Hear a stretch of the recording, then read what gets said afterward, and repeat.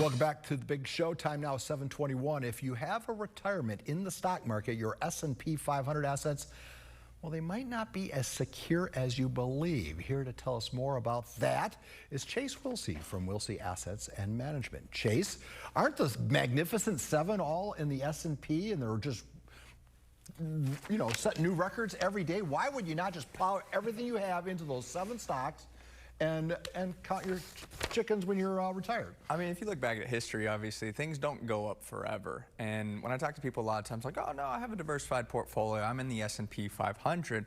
But they don't realize that the S&P 500 is what we call a market cap weighted index. What that means, you talk about the Mag 7, they're the largest stocks in the index.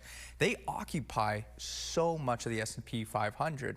Kind of some interesting things that I was looking at last week, for example, there was over 400 stocks at one point that were lower on the day, but the index was up. Because of those 7. Because of those 7 stocks. And to give you the numbers on it, those 7 stocks, I'm talking about Apple, Amazon, Microsoft, Meta, Tesla, and then also Nvidia is obviously another big one in there. Those Mag 7 stocks, they now occupy about 35% of the entire S&P 500. So that means about 65% is occupied by the other 400 companies. 493 companies, I should say, excuse me. And then if you include Broadcom in that, another stock, it's about 40% of the entire S&P 500. It is just crazy how much we are now seeing of that tech sector in the broader index. So, and the peril of that is those, as you're alluding to, those 7 stocks cannot be on a rocket ship up for the rest of their existence. Correct. I mean, if you look at history, normally stocks trade around 16 to 17 times earnings. All of those Mag 7 stocks, they now trade above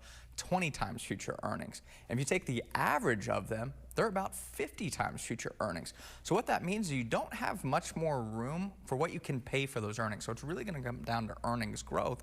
Kind of give you a real specific example. Apple years ago used to trade around 15 times earnings. Now it trades at 30 times earnings. Is it going to go to 60 times earnings? Probably not. So you're not going to see this type of appreciation that we've seen over the last, let's call it 10, 15 years.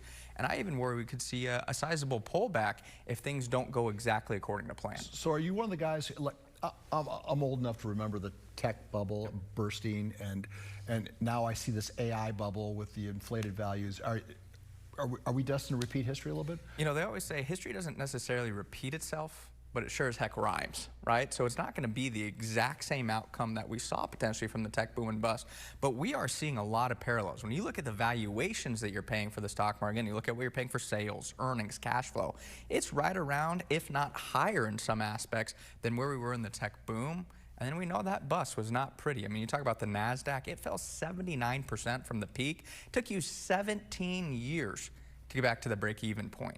I don't want to be part of that, and I worry that tech could have some struggles. All right, so the people who are watching this who have a few extra dollars to invest, or most everybody is 401k, the conversation relates to their 401k, what's the protection against what you fear might be down the road? Yeah, so what we always look at, we invest in what we call value companies. So we say they're like your big dumb boring companies, your financial companies, insurance companies, food companies, things of that nature. And again, you look at the tech bust as an example, even though the NASDAQ and what we call growth stocks got hit tremendously hard in 2000, value is actually up that year. So we look at value as a safe haven, a good place that we think might go down a little bit in difficult times, but we think it will do much, much better here given the strong valuations. And we buy individual companies. We always tell people the stock market is not just a stock market, it's a market of stocks. You go buy good quality companies within that stock market. So we're buying value stocks. I think the value index is a good place, let's say if you have a 401k and don't have access to individual companies. We have to leave the conversation there, but let's pick it up there because I still have about 3 more questions on this very topic. Chase Wilsey, everybody, check out Wilsey Asset Management if you need any of your money concerns looked after. All right.